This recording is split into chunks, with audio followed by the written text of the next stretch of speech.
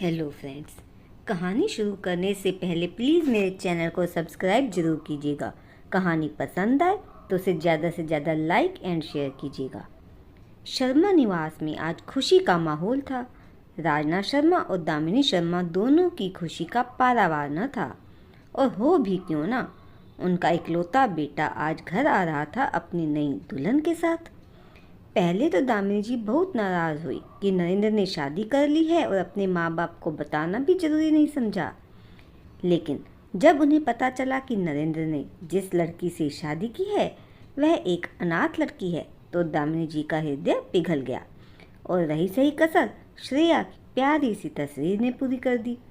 फिर तो राजनाथ जी ने बेटे को कॉल किया और दिल्ली से बुला लिया कि अब पढ़ाई छोड़ो और आकर बिजनेस में मेरा हाथ मटाओ।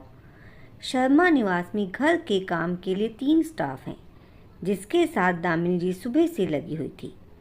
नरेंद्र के रूम को अच्छी तरह सजाया गया था और उसके बेड को भी फूलों से अच्छी तरह डेकोरेट किया गया था। आज सारा खाना नरेंद्र की पसंद का बना था। दामिनी जी की निगाहें दरवाजे की ओर ही लगी थी। राजनाथ जी का ध्यान भी बार बार घड़ी की ओर चला जाता था। आखिर घड़ी में 11 बजे और घर के बाहर कार रुकने की आवाज़ आई। दामिनी जी जल्दी से दरवाजे पर आई और दरवाजे के पास चावल से भरा हुआ कलश रखा। कार से पहले नरेंद्र बाहर आया और उसके पीछे एक लड़की, जिसने टी शर्ट और लेगिंग पहनी हुई थी। ये लड़की यकीनन श्रेया थी। श्रेया के कपड़े देखकर दामिनी जी को बिल्कुल अच्छा नहीं लगा। कार रुकते ही अगल बगल से पड़ोसी भी देखने लगे थे। आखिर ये कानपुर शहर है, दिल्ली नहीं, जहाँ कोई कुछ भी पहने कुछ भी करे कोई ज़्यादा ध्यान नहीं देता। सारी पड़ोसियों के बीच उनकी बहू ऐसे कपड़े पहने हुए थी, इससे दामिनी जी को बहुत बेइज्जती महसूस हुई। आखिर मन मार कर उन्होंने बेटे बहू की आरती उतारी और श्रेया ने अपने दाहिने पैर से चावल का कलश गिराया और गृह प्रवेश किया। नरेंद्र और श्रेया दोनों अपने कमरे में गए और फ्रेश होकर आए। तब तक टेबल पर खाना लग गया था। चारों एक साथ बैठकर खाना खाने लगे। श्रेया ने फिर से टी शर्ट और लेगिंग ही पहनी थी। राजनाथ जी खाते खाते नरेंद्र से कुछ कुछ बोल रहे थे और दामिनी जी का ध्यान इस ओर जा रहा था कि नरेंद्र कितना बदल गया है। बस अपनी बीवी की ओर ध्यान दे रहा है और अपने पापा की बातों का जवाब भी बस हाँ हूँ में दे रहा है। खाना खाने के बाद नरेंद्र ने श्रेया का हाथ पकड़ा और दोनों अपने रूम में चले गए। दामिनी जी को लगा था कि कुछ देर नरेंद्र उनके पास बैठेगा, पर उनके अरमान मन में ही रह गए। राजनाथ जी ने कहा, तुम इतनी उदास क्यों हो? सुबह तक तो बहुत खुश थी। इतना सुनते ही दामिनी जी की आंखें भर आई। राजनाथ जी उठकर अपनी पत्नी के पास आए और उन्हें चुप कराया। क्या हो गया, कुछ बोलो तो। वो नरेंद्र थोड़ी देर भी मेरे पास नहीं बैठा, बस इसलिए आंख भर आई। बस इतनी सी बात। अरे दोनों अभी अभी तो आए हैं, थक गए होंगे। देखना शाम को तुम्हारे पास आकर कैसे बैठेगा। वैसे भी आज संडे है और मैं भी घर पर हूँ, तो चलो थोड़ी देर हम भी रूम में चलते हैं। क्या ख्याल है? दामिनी जी को शर्म आ गई। आप भी ना, इस उम्र में भी आपको शरारत सूझ रही है। हाय कसम से, आप शर्माती हुई कितनी अच्छी लगती हैं, बिल्कुल नई दुल्हन लगती हैं। अब दामिनी जी मुस्कुराने लगी। बस ऐसे ही आप खुश रहा कीजिए और बेटे बहू को भी थोड़ा स्पेस दीजिए। फिर राजनाथ जी रूम में आराम करने चले गए और दामिनी जी नौकर को टेबल और किचन साफ करने बोलकर टीवी देखने बैठ गई। नरेंद्र सीधे रात में खाना खाने ही नीचे आया और वो भी अपनी पत्नी के साथ। 2 दिन बाद नरेंद्र अपने पापा के साथ दुकान पर जाने लगा और श्रेया भी दामिनी जी के साथ बैठकर टीवी देखने लगी। दामिनी जी कभी कभी उसे समझाती, बेटा अब तुम्हारी शादी हो गई है, थोड़ा सच संवर कर रहा करो। नई दुल्हन सजी धजी अच्छी लगती है। श्रेया उस समय तो चुप रहकर सुन लेती थी, पर पहनती तो टी शर्ट और लेगिंग्स ही। कितने शौक से दामिनी जी उसके लिए कुछ सिंपल सूट और एक साड़ी खरीद कर लाई थी, पर श्रेया ने उसे यह कहकर रख दिया था कि कहीं घूमने जाएगी तो पहन लेगी। नरेंद्र और श्रेया की शादी को 2 महीने हो गए थे और दोनों शायद ही कभी घर से साथ में निकले थे। एक बार दोनों आइसक्रीम खाने रात में गए थे तो श्रेया घर के कपड़ों में ही चली गई थी कि रात में 9 बजे क्या कपड़े चेंज करना, घर आकर तो सोना ही है। दामिनी जी ने टोका था कि पहली बार नरेंद्र के साथ कहीं बाहर जा रही हो, लेकिन बीच में ही नरेंद्र ने बोल दिया, छोड़ो ना माँ, इतनी रात में कौन देखेगा।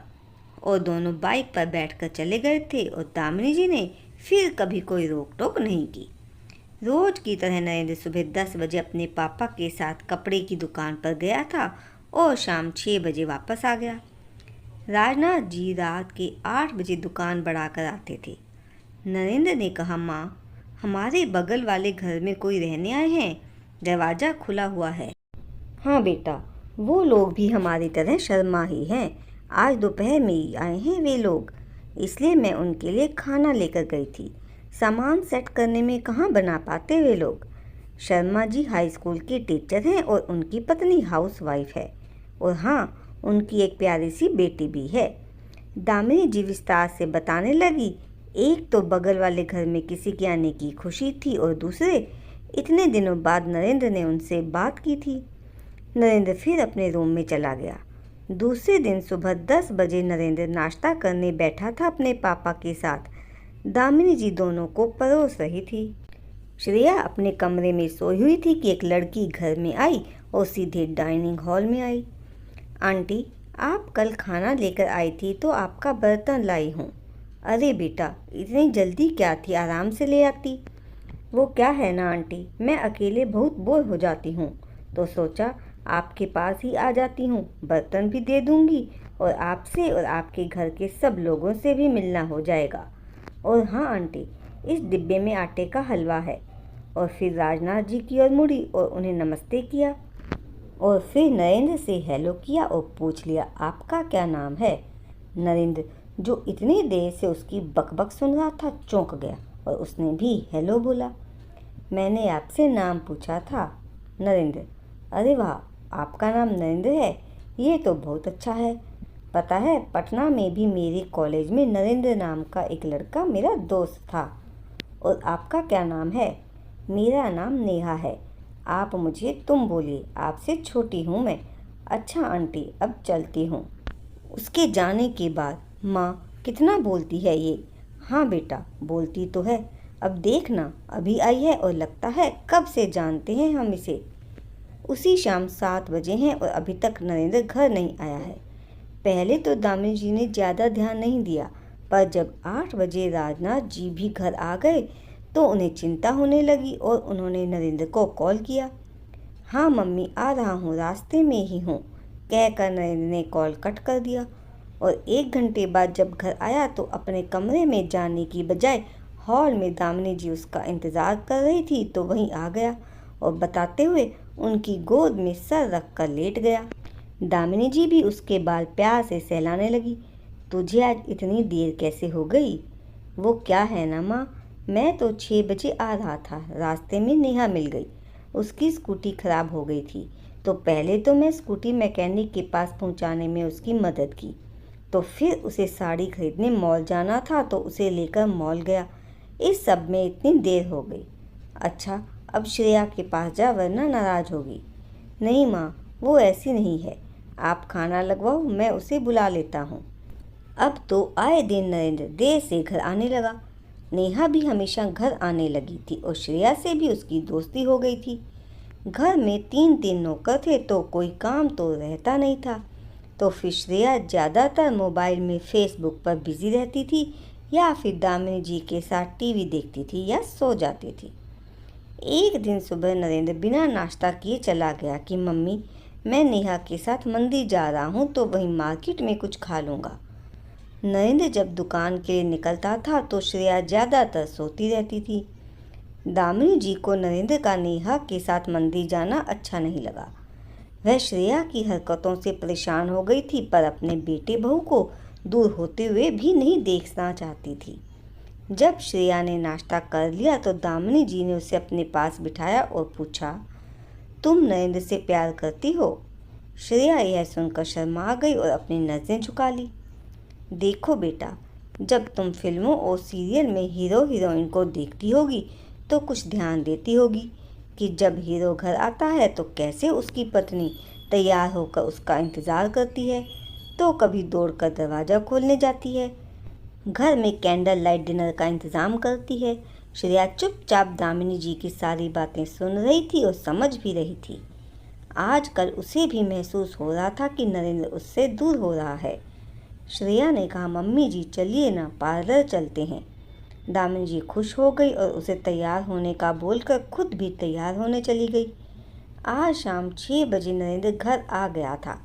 जैसे ही वह बेल दबाने वाला होता है कि श्रेया ने दरवाज़ा खोल दिया। नरेंद्र अचानक से दरवाज़ा खुलने से हड़बड़ाकर श्रेया को कमर से पकड़ लिया। श्रेया ने खुद को नरेंद्र से अलग किया और छत पर भाग गई। नरेंद्र श्रेया का ये रूप देखकर मदहोश था।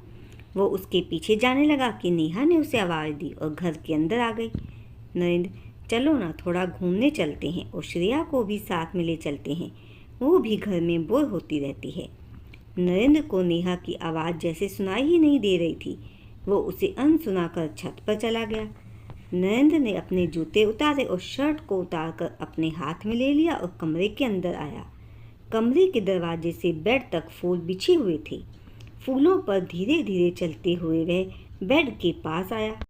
श्रेया बिस्तर पर गुलाब की पंखुड़ियों से दिल बना रही थी। नरेंद्र ने पीछे से उसे बाहों में भर लिया। श्रेया को नरेंद्र का छूना आज एक अलग ही एहसास दे रहा था। श्रेया ने कहा, छोड़िए ना, पहले नहा कर आइए। अच्छा याद दिलाया, मुझे नहाना तो है मगर तुम्हारे साथ। अब तो श्रेया सुनिए छोड़िए कहती रही, पर नरेंद्र उसे गोद में उठाकर बाथरूम में घुस गया।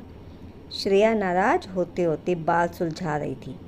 पार्लर से तैयार होकर आई थी और आपने मुझे ठीक से देखा भी नहीं। अरे यार, जितना भी देखा उतने ने ही मेरे होश उड़ा दिए। आज तुम्हें देखकर ऐसा लगा जैसे पहली बार अपनी नई दुल्हन से मिल रहा हूँ। सुनो, तुम साड़ी ही पहना करो ना बाबा, साड़ी संभालने में बहुत मुश्किल होती है। तो होने दो, तुम साड़ी संभाल लेना और मैं तुम्हें। बोलते बोलते नरेंद्र श्रेया के करीब आ गया था, इतना कि दोनों को एक दूसरे की धड़कन साफ सुनाई दे रही थी। आज सही मायने में श्रेया नरेंद्र की दुल्हन बन गई थी। टीवी में गाना बज रहा था, तुम रूठी रहो मैं मनाता रहूं, कि इन अदाओं पर और प्यार आता है। तो दोस्तों, आपको ये कहानी कैसे लगी मुझे कमेंट बॉक्स में ज़रूर बताइएगा।